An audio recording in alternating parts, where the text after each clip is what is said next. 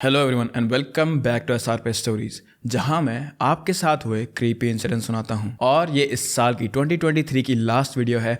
So hopefully you guys enjoyed this whole year. जो भी मैंने आपके लिए कंटेंट बनाया था वो आपको पसंद आया होगा। We did a lot this year, I made a whole series also, and next year के लिए भी मेरे पास बहुत सारे बड़े बड़े प्लान्स हैं। सो होपफुली आप लोगों को वो भी पसंद आएंगे and you will stick around for that also. But again genuinely thank you for watching me this year. It has been really insane year to be honest, and the growth has been again insane. पर अगर आपको भी उनकी stories मुझे भेजनी है तो मैंने डिस्क्रिप्शन में एक जीमेल आईडी दी है, जहां पे आप ये फॉर्मेट यूज़ करके अपनी स्टोरीज मुझे भेज सकते हैं। So let's start with the last video of 2023। आज की जो वीडियो है वो मुझे एक्चुअली एक फैन ने खुद सुनाई थी, and the first time that I heard the story मुझे उस लड़के पे बिलीव नहीं हुआ था। पर फिर सडनली एक रील आई थी मेरे पे जो कि उस लड़के के स्टोरी से बहुत ही ज़्यादा मैच हो रही थी। So that's why I am telling you this story. ये स्टोरी बात करती है एक बहुत ही ज़्यादा स्पेसिफिक पार्ट की, जो कि देहरादून से है, और वहाँ पे एक बहुत ही अजीब चीज़ जो हो रही है पिछले कुछ सालों से। तुम लोगों के शहर में भी शायद से ये चीज़ हो रही होगी, बट तुमने कभी नोटिस नहीं करा होगा।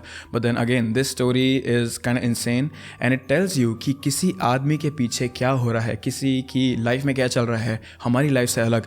We will never know about that thing. कौन किस आदमी को कंट्रोल करता है या फिर कौन कितना ज़्यादा प्रेशर में है, we will never know about that thing, and this story is a best example of that thing. Sit back, relax and enjoy.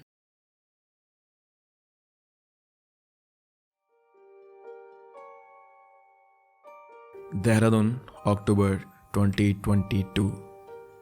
हम देहरादून वासियों को ज़्यादा कुछ प्रॉब्लम नहीं होती है वैसे यहाँ। हाँ, आजकल यहाँ ट्रैफिक बहुत बढ़ गया है, लेकिन फिर भी हमें इतनी ज़्यादा प्रॉब्लम नहीं है किसी चीज़ से। हमारी लाइफ बहुत सिंपल है। पहाड़ों के बीच में हम रहते हैं, हमें फ्रेश एयर भी मिलती है। पूरा वीक काम करने के बाद हम लोग सैटरडे और संडे को कभी मसूरी तो कभी माल देवता निकल जाते हैं, और हमारे मस्ती करने की चीज़ बस गेड़िया मारना या फिर स्कूटी पे चले जाना, इतना ही होता है। Again a very simple life for us, and we don't complain about anything. हमारे यहाँ के लोग भी बहुत अच्छे हैं, जिनमें से ज़्यादातर लोग गढ़वाली या कुमाऊनी हैं। वैसे तो आजकल काफ़ी सारे दिल्ली के लोग भी यहाँ मूव हो गए हैं, but again we are not complaining about it. पर एक चीज़ है जो पिछले साल से हम लोगों ने देखी है, एंड बाय हम लोग I mean the actual people who live in Dehradun, जिनका यहाँ घर है, वो है रैंडम लड़कियों का स्ट्रीट कॉर्नर पे खड़े होके लिफ्ट मांगना। I am not joking about this thing. ये चीज़ मैंने पिछले साल से देखी है। बहुत सारी लड़कियाँ यहाँ पे शाम के 7 बजे से सुबह के 2 बजे तक खड़ी रहती हैं और लिफ्ट मांगती रहती हैं। I just got into college, so I did not understand पहले एक्चुअली हो क्या रहा था। Last year was my 12th, and अभी मेरा फर्स्ट ईयर चल रहा है। सो टू बी ऑनेस्ट मेरा दिमाग इतना ज़्यादा डेवलप नहीं हुआ है। और इन लड़कियों को मैंने पहली बार देखा था पिछले साल अक्टूबर में।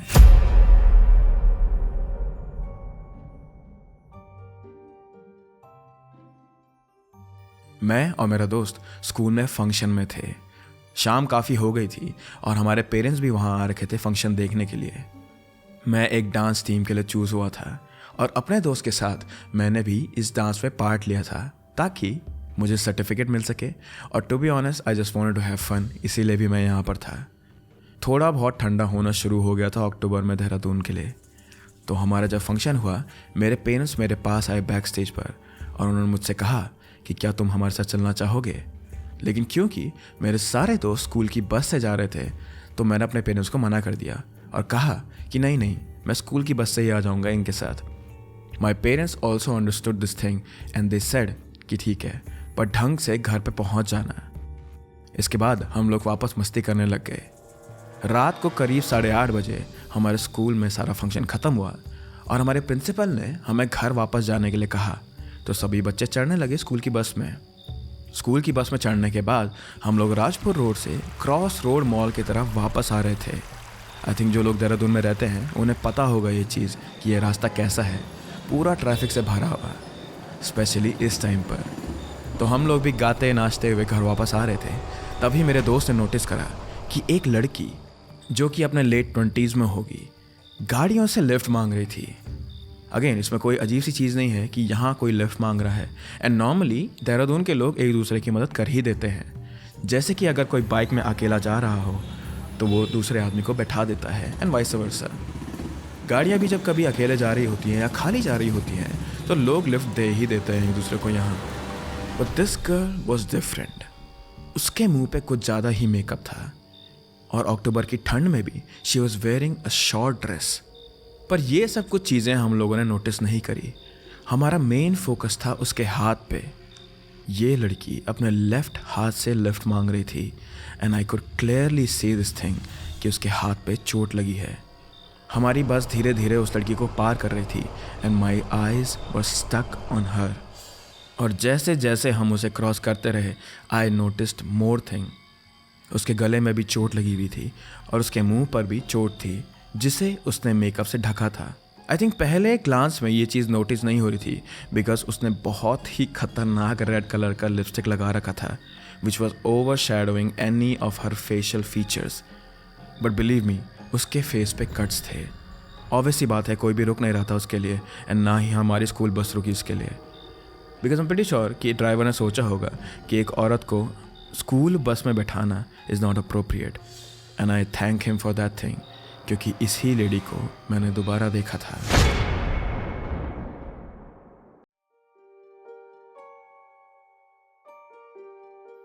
उस दिन के बाद हम लोगों ने थोड़ा बहुत डिस्कस करा था उस लड़की के बारे में और सभी लोग बोल रहे थे कि ये तो चिंटू की गर्लफ्रेंड है।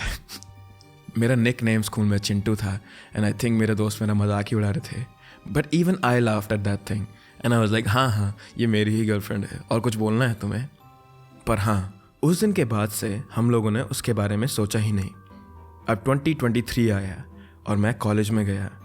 मेरे पापा ने मुझे इंजीनियरिंग कॉलेज आने की खुशी में एक बाइक गिफ्ट करी and I was really happy with that thing. I always wanted to have a bullet. बचपन से ही मेरा सपना था कि मेरे पास बुलेट हो और मैं अपने दोस्तों के साथ उसमें घूमने जाऊं। तो जब मुझे फाइनली वो बाइक मिली थी, it made me feel really happy. तो मैं अपने स्कूल के दोस्त के साथ दोबारा से हमेशा कॉलेज के लिए निकला करता था और रास्ते में ही उसका घर पड़ता था, इसलिए मैं उसे उठा देता था वहाँ से। हम लोग कॉलेज कम और इधर उधर घूमने ज़्यादा जाते थे, but still this is part of our college life. And I think कहीं ना कहीं मेरे पापा को भी ये चीज़ पता ही थी, but he never question me. He always told me कि घर बस 10 बजे से पहले पहुँच जाना, because he cared about me, I think so. तो चाहे मैं कुछ भी करता, मैं हमेशा घर 10 बजे से पहले पहुँच ही आता था। टू बी ऑनेस्ट, 10 बोलना तो बहुत ज़्यादा स्ट्रेच है। मैं शाम के 6 से 7 बजे घर पहुँच ही जाता था। बट या माई कर्फ्यू वॉज 10 PM। कॉलेज का फर्स्ट सेम ख़त्म हुआ और उसके बाद हमारे एक हफ्ते की छुट्टी थी। तो मैं और मेरा दोस्त दोबारा से मसूरी घूमने चले गए थे। मसूरी घूमते घूमते बहुत ही ज़्यादा रात हो गई थी, तो हम लोग जल्दी से घर वापस आ गए क्योंकि हमें पता था कि अगेन मसूरी क्रॉस पे बहुत ही ज़्यादा भीड़ होती है एंड मुझे तो राजपुर वाले रोड से जाना था, तो वहाँ तो और भी ज़्यादा भीड़ होती है क्योंकि अभी अभी वहाँ पर एक स्टारबक्स खुला है एंड नए नए जोश में लोग वहाँ आ रहे थे। इसीलिए आई न्यू दिस थिंग कि मुझे जल्दी घर वापस जाना पड़ेगा, नहीं तो मैं ट्रैफिक में फंस जाऊँगा। I was going back home and मैंने अपने दोस्त को उसके घर पर उतारा। उसके बाद दोबारा से मैं क्रॉस रोड मॉल से सर्वे चौक की तरफ निकल गया। आई थिंक जो भी लोग ये कहानी सुन रहे होंगे उन्हें इन रास्तों के बारे में ज़्यादा पता नहीं होगा, but I am sure it's helpful to them जो भी लोग ये कहानी उत्तराखंड से सुन रहे हैं उनके लिए। सो आई वॉज गोइंग टू सर्वे चौक अपनी बाइक में। मैं ज़्यादा कुछ सोच नहीं रहा था एंड ऐसे ही हमिंग करते हुए बाइक चला रहा था कि तभी अचानक मैंने एक लड़की को देखा जो लिफ्ट मांग रही थी। This time she wasn't alone, she had 3 more girls with him. पर अब मैं इतना आदी हो चुका था इस चीज़ को देखने के लिए कि मैंने उन्हें नज़रअंदाज करने का सोचा। पर तभी उन 3 लड़कियों में से एक लड़की का हाथ बाहर आया, जिसे देख के मुझे बहुत ही खतरनाक डेजा वू हुआ।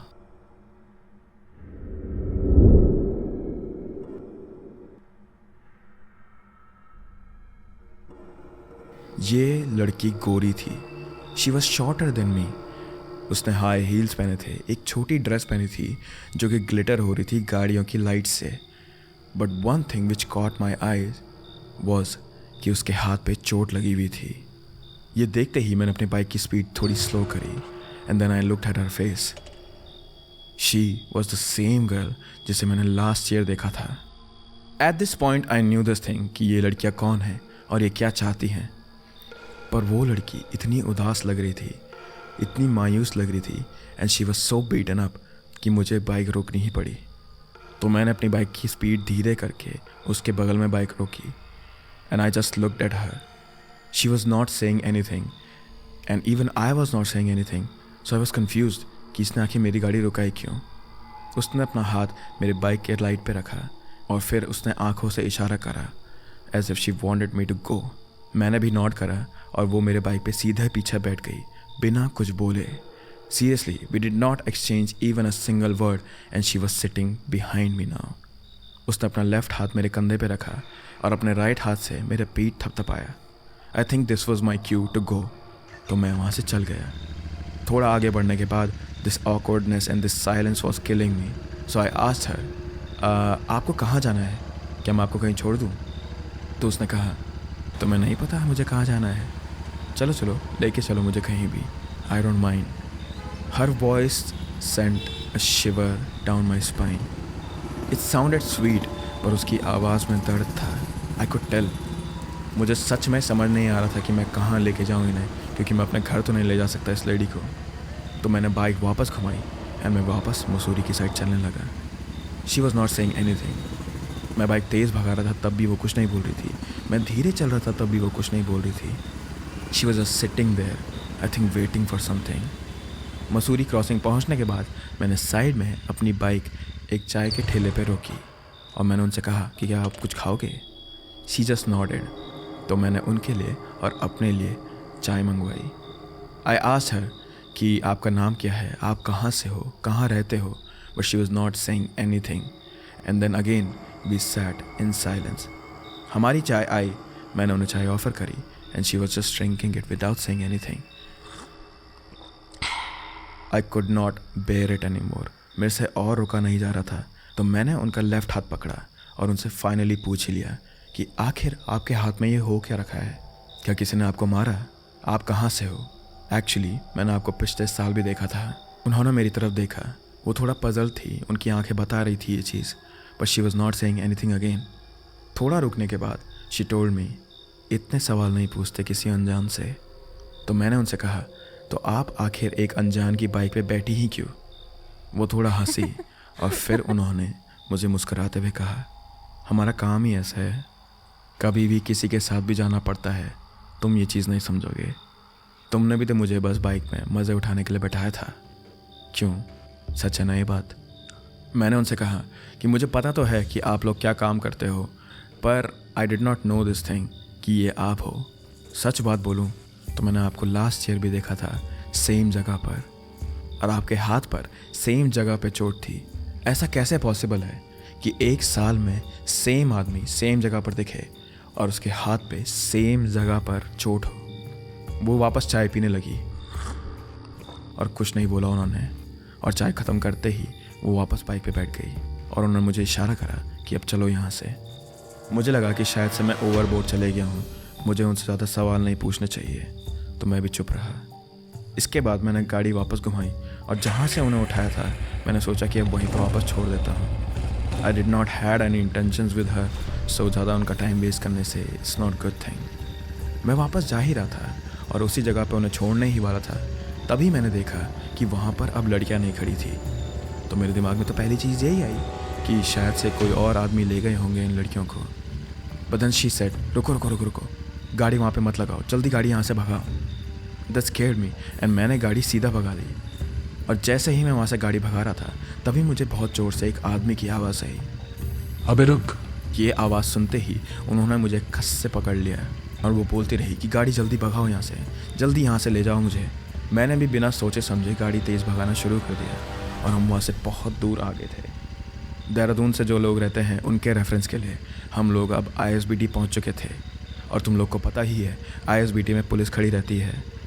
तो मैंने भी अपनी गाड़ी वहाँ पे रोकना सही समझा, क्योंकि सच बात बोलूँ तो मुझे ऐसा लग रहा था कि इस लड़की की वजह से मैं कहीं किसी चीज़ में न फंस जाऊँ.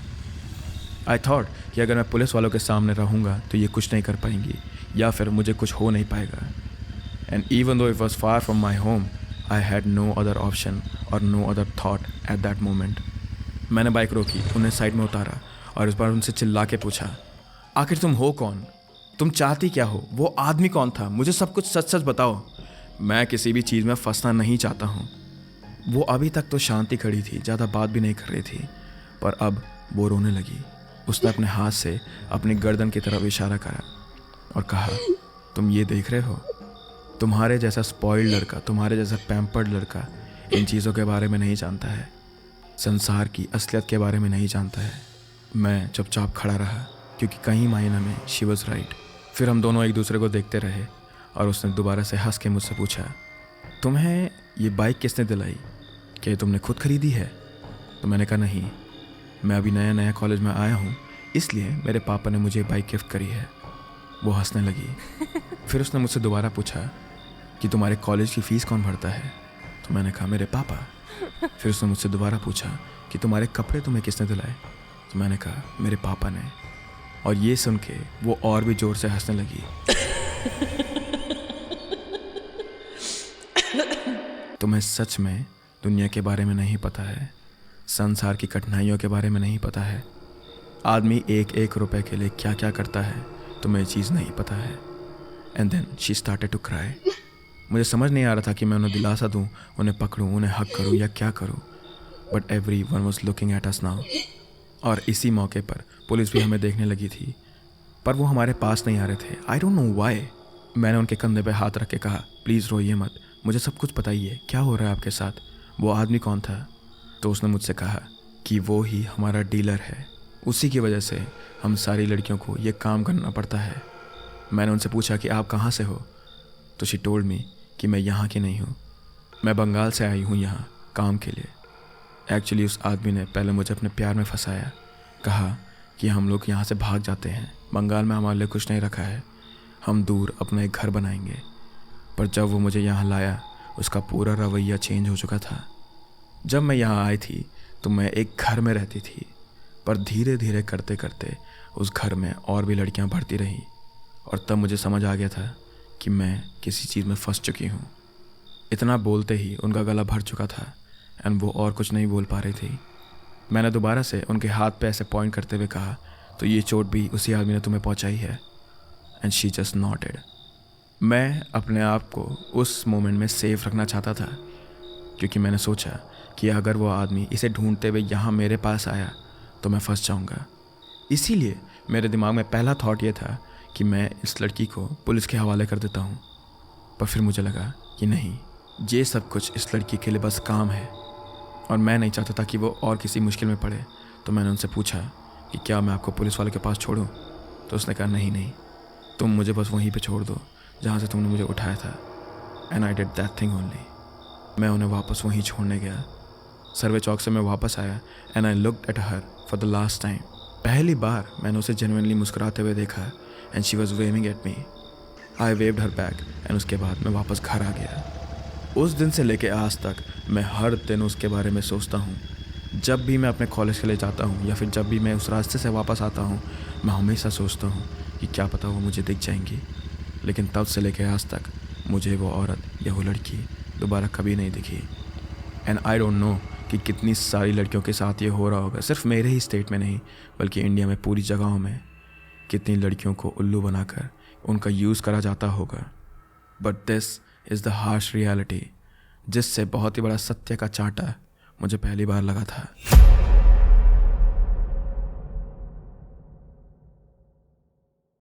So that was it for today's story. Thank you again for this insane year guys. Seriously मुझे बहुत ही ज़्यादा मज़ा आया SR पे स्टोरीज़ में वीडियोज़ डालने में, and reading तुम सभी की stories, it has helped me get a sense about how to write and how to convey a proper story. That has helped me a lot. And अभी तक अपनी सारी स्टोरीज़ भेजने के लिए भी मैं आपका शुक्रिया अदा करना चाहता हूँ, क्योंकि अगर तुम लोग नहीं होते तो मैं क्या अपलोड करता इस चैनल पे. So thank you for that. Thank you for this great year, and I will see you again next year. Bye bye.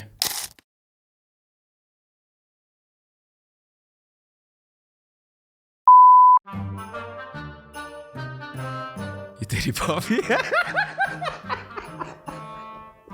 I'm so sorry.